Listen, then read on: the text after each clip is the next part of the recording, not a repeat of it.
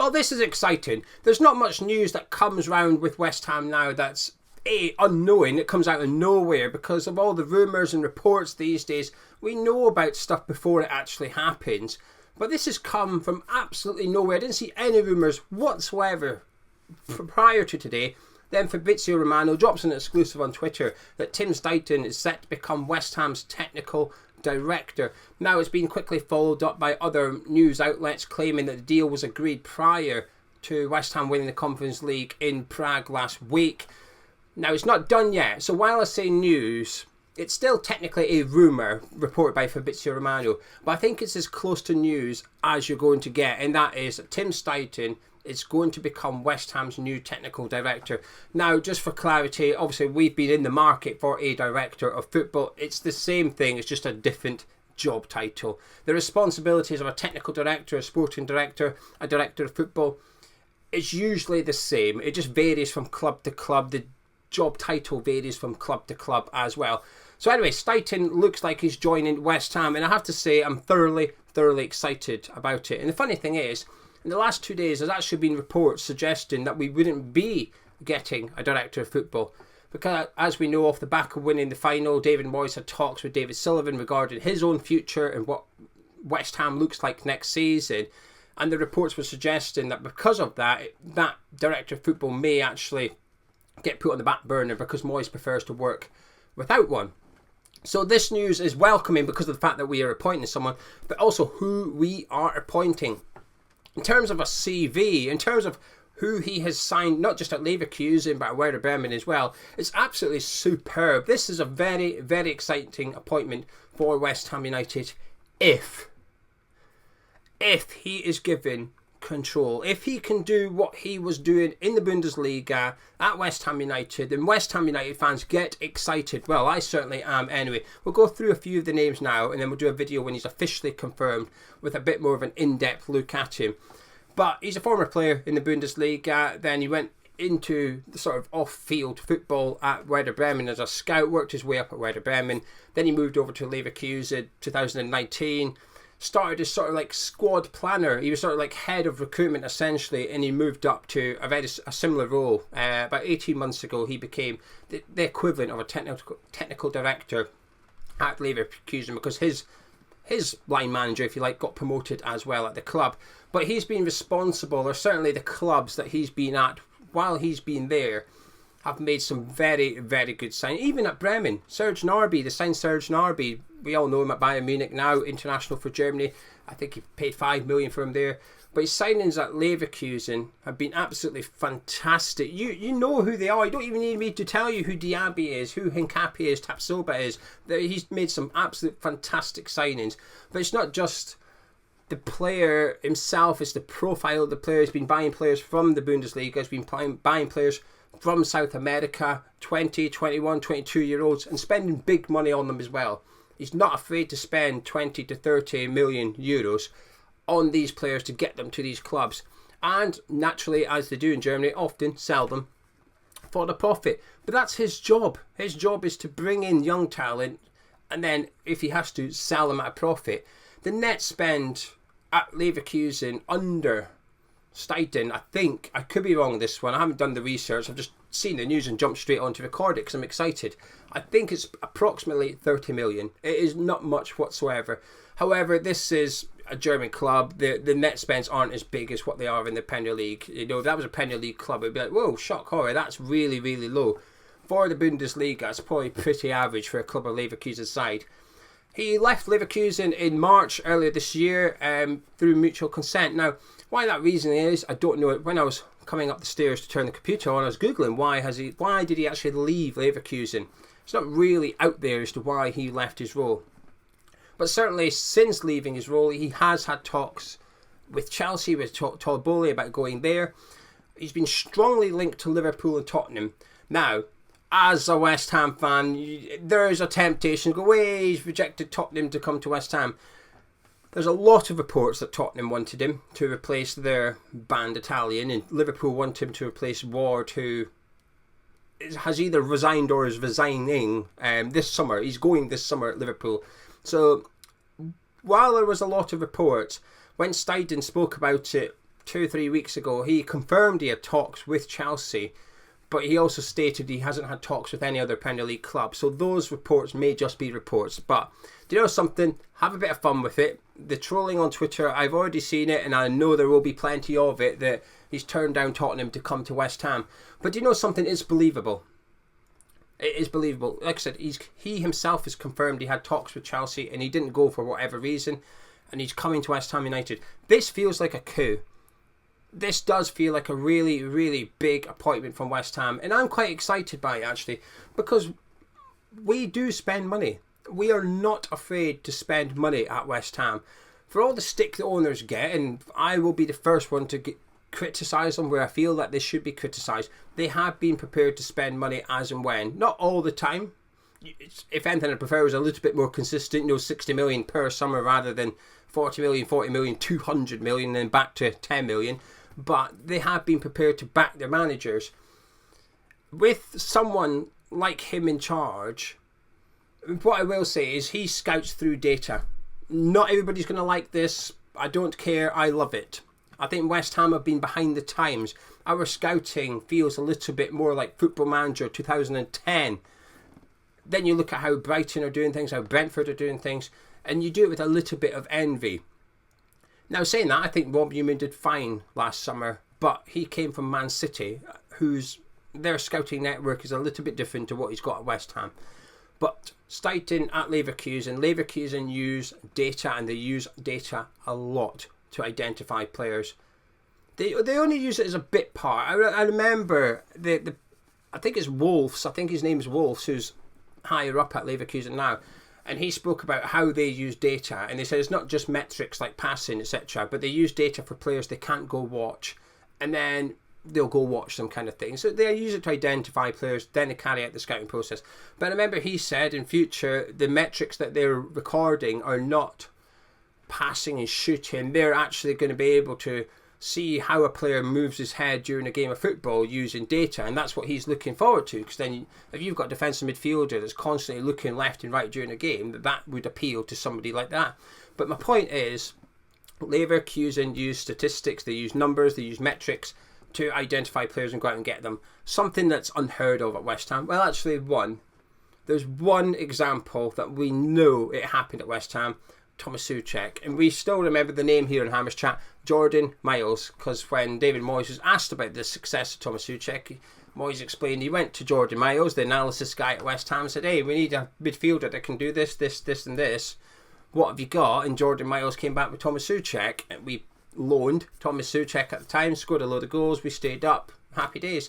So that's the only player, and I'm sure there's others, by the way, I'm sure there's plenty others where data has highlighted players to West Ham, but that's the only one that we 100% know of. Because you can't convince me that we discovered Emerson through data. You're not going to do it. Same with Flynn Downs, etc. We know about those players, right? We haven't unearthed anyone yet at West Ham, not in the way that Leverkusen have with some of the players that they have signed. The way they've done it over the years has been fantastic, and I'm genuinely excited if he's allowed to implement a similar model at West Ham. This could be exciting. It will take time. It will take a lot of time, because we don't have much. He's not coming in to a team that's already using data collectively and efficiently, and all he's got to do is manage that team. We don't have much there. We're going to need to plough a lot of money into that department if we want to make this work. But what he will come with, he's only been unemployed since March. Okay, it's not that long. 3 months, it's not long. He will be coming with knowledge up there. I would not be surprised if we are suddenly linked to a whole heap of Bundesliga players, and I hope we are. I hope that he's walking up saying, right, how much have we got for the rice money? Forget Ward-Prowse, I've got a better centre midfielder in the Bundesliga. I've got the defensive midfielder and we've got him. We're going to go get them now. They're going to cost us a bit more than we'd like to pay, but they're going to be cheaper than the English alternatives. They're going to be better than English alternatives as well. He's come in with knowledge already. Just like Newman. When Newman rocked up at West Ham, one of the first things he did was suggest we go get Julian Alvarez. Granted, the manager turned him down. I was always say fine, not really. It is what it is. But my point is, Newman came with a handful of players already to suggest to the managers to say, I'm taking these from the Man City scouting team. Here, let's go have a look. I would expect him to do this. I would expect him to have players that he knows of that Leverkusen are watching, potentially buying this summer, that we can essentially go and get. And I hope that is the case, because that will be incredibly exciting. I'm really excited. The problem with this is it's going to require patience and it's going to require time from the fans and the club. The one thing I don't like is hearing Sullivan is judging Newman. After a year, leave it out, mate. You cannot judge a recruitment team or a head of a recruitment team after 12 months in football. You've got to give them longer, in my opinion. They have to be allowed to set the infrastructure up, to get the scouts up and running. It must be a really, really long process. He will require time and patience from the fan base and from the club. He will require money and effort from the club to back him, to put in whatever infrastructure he requires so that he can essentially start what he was doing in Germany. He's successful. If this doesn't work out at West Ham, it's because of West Ham. In my opinion, he's done his bit. He's showing that he's good at what he does. Now, in terms of being the technical director, new-ish to the role. He wasn't always at Leverkusen. He got the promotion, I think it was about 18 months ago. And he was there for about 4 years. So for 2.5 years, he was like head of scouting before getting that promotion. But still a head of scouting. He's the person that's there, speaking to the scouts, analysing the data, coming up with a short list of targets. I'm really, really excited by this, actually. And I've been quite worried about us recruiting a director of football because, I mean, some of those worries are still there. Is David Moyes okay with it? Can Moyes work under a technical director? We don't know. We'll have to wait and see. But this feels long term, and I'm probably being extremely naive because when it comes to West Ham, there's no such thing. I've always said about Sullivan, all Sullivan thinks about is next May, we're in the Premier League, and that's it. Perhaps for the first time, he's thinking a little bit further ahead. Moyes goes next summer. What's the plan? Well, this is where he was actually responsible for bringing in Xabi Alonso. Joined them October maybe. He's done superb. He took them from the bottom of the Bundesliga, well, bottom half of the Bundesliga. They finished 6th this year, which is okay. I'm sure Leverkusen fans will have been disappointed with that, but put that down to the start of the season rather than what happened under Alonso. Playing really good football as well. We're going to need a new manager in 12 months' time. If Alonso's still at Leverkusen, you just never know. But what Steidten has done is shown that he can actually identify a young upcoming manager, bring him into the club and yield results alongside him as well. I think this is a really exciting appointment for West Ham. And if we get it right and we back him and he's able to do what he did in the Bundesliga, arguably this could be our most important signing this summer, because what he will do is he will allow us to adequately replace Declan Rice. He will allow us to start planning for the future, bringing in young, talented players, because at West Ham for too long we've brought in players that they're not going to have any resale value. James Ward-Prowse, Polina, we're being linked to those. They're good players, there's no doubt about that. We're essentially wiping our hands of 80 million if we sign those two. We get them in, 4-year contracts, the most expensive contract they'll get in their career. There you go, from lots of love from West Ham. Sign that please, will you? Then in 3 years we might sell you for 10 million or we'll let you run out your contract, whatever. We're not good at selling players, and we're not necessarily good at buying players at a young age and then selling them for profit. Well, we're definitely not good at that. When's the last time we did that? Declan Rice doesn't count. He's an academy player. He doesn't count. We don't do it really. This is a new direction for West Ham. But if, and I go back to what I said at the start, if he's given control, this is where Sullivan needs to back him with money and back off. And this is where David Moyes needs to leave him be. Let him do what he wants. Sure, tell him what you require for your playing squad. Say to him, we need a replacement for Declan Rice. I could do with a new right back. In next summer, I will need a new left back. Give him what you need, but let him get on with it. He has shown he's got a good track record. He's coming here with a really good CV. He's in high demand.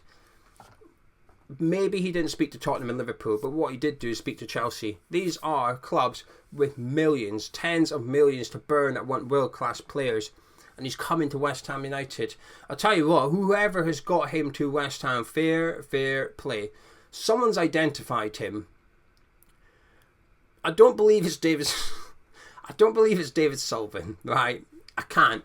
The man can't even find a manager. How he's managed to find somebody responsible for bringing through the top young players in Germany, it's not difficult. I've even heard of him. A lot of you have heard of him. We know what he's done. We've done it. We've heard of him. You'd imagine David Sullivan might have done as well. But I will also hold my hands up and say it's only because I actually watch the Bundesliga. If he was this role equivalent at a Portuguese, Spanish or French club, I'd know nothing about him. I would know nothing about him. But it's only because he's based in the Bundesliga that I'm aware of him. But is David Sullivan responsible for this? I find it hard to believe, but whoever it is, I'm impressed and I'm excited. Hincapi, Tapsoba, Patrick Schick. That's a difficult Schick. Why would I struggle with that one? Schick. This is exciting. This is exciting. Anyway, hopefully we can get official confirmation soon. But Fabrizio Romano has put it out there, claiming it's an exclusive. And you know something? I believe him, because immediately after he's done it, other journalists have come out backing him up, saying, "Oh yeah," and they're trying to add their own spin, which is, you know, it was agreed before the final, etc. This is exciting news. I'll tell you what, I'm going to be checking Twitter, the West Ham official website now for this appointment, because when this is officially announced, my excitement's going to go up even more. And if it does, we'll do an in-depth, deep dive video. Exactly who Tim has signed at Bayer Leverkusen. It's impressive and it's exciting. Anyway, if you enjoyed this video, please do drop a like on it, subscribe if you're new to Hamish Chat, and let me know your thoughts in the comments. But hopefully you're excited as I am.